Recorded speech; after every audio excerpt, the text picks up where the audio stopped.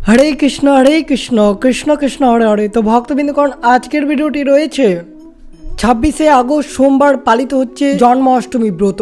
और ये जन्माष्टमी व्रतेर समय अवश्य यदि आपनारा এই দিনে ব্রতের पालन करे थाकेन अर्थात जन्माष्टमी पुजोर दिन अवश्य এই ফলটি দিয়ে যদি আপনারা পুজো না করতে পারেন তাহলে পুজো অসম্পূর্ণ রয়ে যাবে, পুজোর কোনো ফলাফল পাওয়া যাবে না। অবশ্যই আপনারা জন্মাষ্টমী ব্রতের দিন অবশ্যই এই ফলটি দিয়ে অবশ্যই শ্রীকৃষ্ণের পুজো করবেন। এর ফলে শ্রীকৃষ্ণের আশীর্বাদ সর্বদা আপনার উপর বর্ষিত হবে এবং এর ফলে পরিবারের সুখ সমৃদ্ধি বজায় থাকবে। তো অবশ্যই জানবেন যে কোন ফলের কথা বলছি এবং কিভাবে জন্মাষ্টমীর দিন এই ফলটি ব্যবহার করবেন আপনি আপনার বাড়িতে বা আপনি যেখানে পুজো দিবেন সেখানে। তো অবশ্যই ভিডিওটি সম্পূর্ণ মনোযোগভাবে শ্রবণ করবেন। চ্যানেলে নতুন হয়ে থাকলে দয়া করে চ্যানেলটিকে সাবস্ক্রাইব করবেন, লাইক করবেন, কমেন্টে ভক্তি ভালোবাসা শ্রদ্ধা দিয়ে জয় শ্রীকৃষ্ণের জয় লিখে দিতে ভুলবেন না। অবশ্যই ভিডিওটি শুরু থেকে শেষ পর্যন্ত ভক্তি সহকারে শ্রবণ করবেন। তো শুরু করা যাক আজকের ভিডিওটি। মথুরার কারাগারে দেবকী এবং বাসুদেবের ঘরে জন্মগ্রহণ করেন ভগবান শ্রীকৃষ্ণ। ছিলেন ভগবান বিষ্ণুর অষ্টম অবতার। তার জন্ম প্রতি বছর জন্মাষ্টমী উৎসব হিসেবে পালিত হয়। এই বছর জন্মাষ্টমী উৎসবটি পালিত হবে 26 আগস্ট সোমবার। আর সোমবার আপনারা পুজোর সময় এই ফলটি অবশ্যই ব্যবহার করবেন। যদি এই ফলটি ব্যবহার না করতে পারেন তাহলে পুজোর কোনো ফলাফল পাবেন না, অর্থাৎ পুজো অসম্পূর্ণ রয়ে যাবে। তাই অবশ্যই জেনে নেবেন যে এই ফলটি কিভাবে ব্যবহার করবেন, কোন ফলের কথা বলছি, অবশ্যই সব কিছু বিস্তারিতভাবে আলোচনা করা হবে। ভগবান শ্রীকৃষ্ণের জন্ম প্রতি বছর জন্মাষ্টমী উৎসব হিসেবে পালিত হয়। এটি কৃষ্ণ জন্মাষ্টমী এবং গোকুলাষ্টমী নামেও পরিচিত। এই বছর অর্থাৎ 2024 জন্মাষ্টমী ব্রতটি পালন করা হবে 26 আগস্ট সোমবার। মথুরায় কারাগারে দেবকী এবং বাসুদেবের ঘরে জন্মগ্রহণ করেছিলেন ভগবান শ্রীকৃষ্ণ, যেটি ছিলেন ভগবান বিষ্ণুর অষ্টম অবতার। দুষ্টু রাজা কংসের হাত থেকে তাদের ছেলেকে বাঁচানোর জন্য তাকে তার পিতা বাসুদেব নদী পার হয়ে বৃন্দাবনে নিয়ে যান, যেখানে তিনি যশোদা এবং নন্দ লালন পালন করেন। জন্মাষ্টমীর শুভ সময় হচ্ছে অষ্টমী তিথি শুরু হচ্ছে 26 আগস্ট ভোর 3:40 থেকে এবং অষ্টমী তিথি শেষ হচ্ছে 27 আগস্ট ভোর 2:20 পর্যন্ত। 2024 সালে জন্মাষ্টমী পুজোর শুভ সময় হচ্ছে জন্মাষ্টমীর শুভ সময় হচ্ছে 26 আগস্ট রাত 12:45। আর এই 45 মিনিট হচ্ছে জন্মাষ্টমী অর্থাৎ শ্রীকৃষ্ণের পুজোর সময় এবং ব্রত ভঙ্গ করতে হবে 27 আগস্ট সকাল 11টা পর্যন্ত। এই ব্রতটি ভঙ্গ করতে হবে আপনাদের। শ্রীকৃষ্ণের জন্মাষ্টমী ভাদ্রপদ মাসের কৃষ্ণপক্ষের অষ্টমী তিথিতে জন্মাষ্টমী উৎসব পালিত হয়। বিশ্বাস করা হয় যে এই দিনে ভগবান বিষ্ণুর অষ্টম অবতারে কৃষ্ণ রূপে গ্রহণ করা হয়েছিল। প্রতি বছর কৃষ্ণ জন্মাষ্টমী উৎসব পালিত হয় ব্যাপক আড়ম্বরে।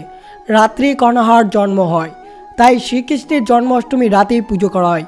পুজোর সময় রয়েছে 12:45 পর্যন্ত 26 আগস্ট। এই জন্মাষ্টমীর পুজোর সবথেকে গুরুত্বপূর্ণ ফল হচ্ছে শসা। এই শসা ছাড়া আপনার পুজোটি অসম্পূর্ণ রয়ে যাবে। ভগবান শ্রীকৃষ্ণের জন্মদিনে শসা ছাড়া অসম্পূর্ণ বলে মনে করা হয়। তো অবশ্যই জন্মাষ্টমী পুজোর দিন শসার ব্যবহার কিভাবে করবেন, শসা জন্মাষ্টমীর পুজোর জন্য সব থেকে গুরুত্বপূর্ণ, তো অবশ্যই জানবেন। কৃষ্ণ জন্মাষ্টমী পুজোয় শসা নিবেদন করতে হবে। এটা বিশ্বাস করা হয় যে শসা নিবেদন করলে ভগবান শ্রীকৃষ্ণ প্রসন্ন হয় এবং এটা ভক্তদেরকে দুঃখ কষ্ট দূর করে। অবশ্যই যদি আপনারা শ্রীকৃষ্ণের জন্মাষ্টমী ব্রত রাখেন তাহলে অবশ্যই পুজোর ভোগে শসা অবশ্যই নিবেদন করবেন। কৃষ্ণের জন্মাষ্টমী পুজোর দিন শসার গুরুত্ব অনেকটাই রয়েছে, তাই অবশ্যই প্রসাদ হিসেবে শসা নিবেদন করবেন শ্রীকৃষ্ণ ঠাকুরকে। জন্মাষ্টমীর দিন শসা কেটে তার কাণ্ড থেকে আলাদা করা হয়। এটি শ্রীকৃষ্ণের মাতা দেবকীর থেকে বিচ্ছেদের প্রতীক হিসেবে বিবেচিত হয়। এটি করার পর নিয়ম কানুন মেনে পুজো শুরু করা হয়। জন্মাষ্টমীর দিন শসা কাটার প্রক্রিয়াকে বলা হয় নলছেদন। এই দিনের পুজোর সময় শ্রীকৃষ্ণ ঠাকুরকে শসা নিবেদন অবশ্যই করুন। বেশিরভাগ মানুষ প্রসাদ হিসেবে শসা বিতরণ করেন।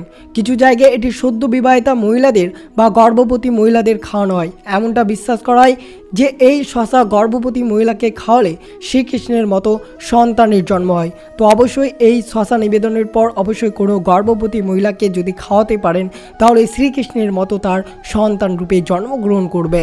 কৃষ্ণ জন্মাষ্টমীর পুজোয় মানুষ অবশ্যই শসা নিবেদন করেন। তো অবশ্যই আপনারা এই জন্মাষ্টমীর পুজোতে অবশ্যই শসা নিবেদন করবেন। যে ফলটি ছাড়া পুজো অসম্পূর্ণ রয়ে যায় সেই ফলটি অবশ্যই নিবেদন করবেন। এই দিনে এমন একটি শসা আনা হয় যার সামান্য ডাঁটা এবং পাতা যুক্ত থাকে। অবশ্যই আপনারা এই শসাটি নিবেদন করবেন যার সাথে সামান্য ডাঁটা এবং পাতা যুক্ত থাকে। এটা বিশ্বাস করা হয় যে শ্রীকৃষ্ণ শসা নিবেদনের ফলে প্রসন্ন হন এবং ভক্তদের সমস্ত দুঃখ বেদনা দূর করে। তো অবশ্যই 26শে আগস্ট সোমবার পালিত হচ্ছে জন্মাষ্টমী ব্রত। আর শ্রীকৃষ্ণের এই জন্মাষ্টমীর সময় আপনারা অবশ্যই শ্রীকৃষ্ণ ঠাকুরকে অবশ্যই সামান্য ডাঁটাযুক্ত এবং পাতা যাতে থাকে এই মতো শসা অবশ্যই নিবেদন করবেন। তার ফলে অবশ্যই ভক্তদের দুঃখ বেদনা সমস্ত কিছু দূর হবে শ্রীকৃষ্ণের কৃপায়। অবশ্যই যে সকল মহিলারা গর্ভবতী রয়েছেন তারা অবশ্যই পুজোর পর এই শসাটি প্রসাদ রূপে গ্রহণ করবেন। এর ফলে আপনার যে পুত্র সন্তান লাভ হবে সেই পুত্র সন্তানটি শ্রীকৃষ্ণের মতোই হবে এটা বিশ্বাস করা হয়। তো অবশ্যই আপনারা 26শে আগস্ট সোমবার জন্মাষ্টমীর দিন অবশ্যই শ্রীকৃষ্ণকে একটি ডাঁটাযুক্তওয়ালা শসা নিবেদন করবেন। এই ফলটি অত্যন্ত গুরুত্বপূর্ণ, তাই ভুলেও আপনারা এই ফলটি নিবেদন করতে ভুলবেন না, যার ফলে আপনার জীবনে চরম দুঃখ নেমে আসুক। কৃষ্ণের জন্মাষ্টমীর পুজো বিধি। এই দিনে অর্থাৎ 26শে আগস্ট সোমবার পালিত হচ্ছে কৃষ্ণের জন্মাষ্টমী। তার পুজোবিধি খুবই গুরুত্বপূর্ণ, কারণ লাড্ডু গোপালের জন্ম সব প্রস্তুতির কেন্দ্রবিন্দু। আপনি এই পুজোর থেকে সর্বাধিক সুবিধা পেতে পারেন তা নিশ্চিত করার জন্য আপনাদের সাথে তুলে ধরছি যে কীভাবে পুজোবিধি করবেন। অবশ্যই এই দিনে অর্থাৎ 26শে আগস্ট সোমবার পালিত হচ্ছে জন্মাষ্টমীর ব্রত। সকালে স্নান করে আপনারা শুদ্ধ বস্ত্র পরিধান করবেন।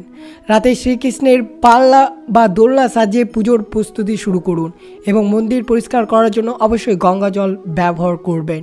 পুজো শুরু করার জন্য ধ্যান পালন করুন। ভগবান শ্রীকৃষ্ণের মূর্তিকে শ্রদ্ধার সাথে স্থাপন করুন। পালন না থাকলে কাঠের চৌকিও ব্যবহার করতে পারেন। দেবতার পায়ে জল নিবেদন করাকে পদ্ম বলা হয়। প্রভুকে অগ্র নিবেদন করুন। আচমন সম্প্রদান করুন, যা প্রভুকে জল নিবেদন করা এবং তারপর পান করা। ভগবানকে পঞ্চামৃত দিয়ে স্নান করাবেন। পঞ্চামৃত দিয়ে যা যা তৈরি হয় সেটি হচ্ছে দুধ, দই, মধু, ঘি এবং গঙ্গা জল দিয়ে পঞ্চামৃত তৈরি করে ভগবান শ্রীকৃষ্ণকে স্নান করাবেন। 5টি উপাদান সংগ্রহ করুন, তারপর প্রসাদ হিসেবে ব্যবহার করুন। পঞ্চামৃত প্রস্তুতি করুন। এই দিনে নতুন পোশাক বা জিনিসপত্র দিয়ে ভগবান শ্রীকৃষ্ণকে সাজান। অবশ্যই শ্রীকৃষ্ণকে ফুল ও তুলসী পাতা নিবেদন করবেন। একটি ধূপকাঠি এবং গাওয়া ঘিয়ের প্রদীপ অবশ্যই জ্বালাবেন। ভগবানকে ভোগ হিসেবে মাখন ও মিশ্রি নিবেদন করুন। নারকেল, সুপারি, হলদি, পান এবং কুমকুম দিয়ে তৈরি করুন একটি খাবার, যা ঈশ্বরকে ভোগ হিসেবে ব্যবহার করুন। প্রভুকে সম্মান জানাতে অবশ্যই কুঞ্চ বিহারী আরতি করবেন। তো এইভাবে অবশ্যই আপনারা জন্মাষ্টমীর পুজোবিধি নিয়মটি পালন করবেন। অবশ্যই আজকের দিনে একটিবার হলেও এই শ্রীকৃষ্ণের জন্মের গল্পটি শ্রবণ করবেন।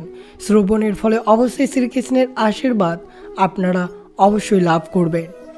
শ্রীকৃষ্ণ দেবকী এবং বাসুদেবের কাছে জন্মগ্রহণ করেছিলেন, তবে যশোদা এবং নন্দ বৃন্দাবনে লালিত পালিত হন। উৎসবটি সাধারণত কৃষ্ণপক্ষের অষ্টমী তিথি অর্থাৎ ভাদ্রপদ মাসের অন্ধকার অর্থাৎ কৃষ্ণপক্ষের অষ্টম দিনে পড়ে। কথিত আছে মথুরা কারাগারে ভগবান শ্রীকৃষ্ণ জন্ম হয়েছিলেন। সেখানে তার মামা কংসের কাছ থেকে তার জীবন ঝুঁকিপূর্ণ ছিল। অত্যাচারী কংস আকাশে একটি কণ্ঠস্বর দ্বারা বলা হয়েছিল যে তার একটি সন্তান তাকে হত্যা করবে।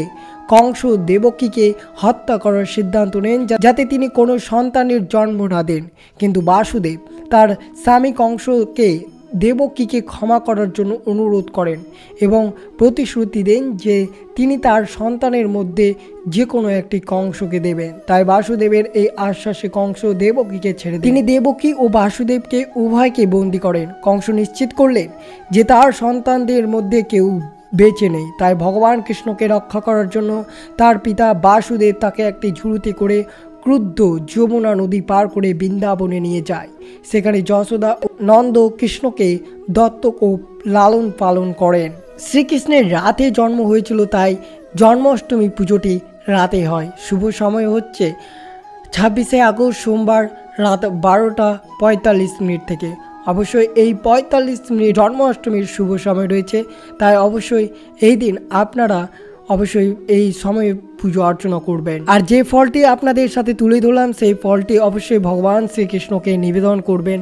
এর ফলে পুজোটি আপনার সুসম্পূর্ণভাবে সম্পূর্ণ হবে। তো এই ছিল ভিডিওটি ভালো লাগলো অবশ্যই চ্যানেলটিকে সাবস্ক্রাইব করবেন, লাইক করবেন, কমেন্টে ভক্তি ভালোবাসা শ্রদ্ধা দিয়ে জয় শ্রীকৃষ্ণের জয় লিখে দিতে ভুলবেন। অবশ্যই ভিডিওটি আপনারা আপনার আত্মীয় ভক্ত বা বন্ধুদের সাথে অবশ্যই শেয়ার করবেন। সুস্থ থাকবেন, সতর্ক থাকবেন। জয় শ্রীকৃষ্ণ, রাধে রাধে।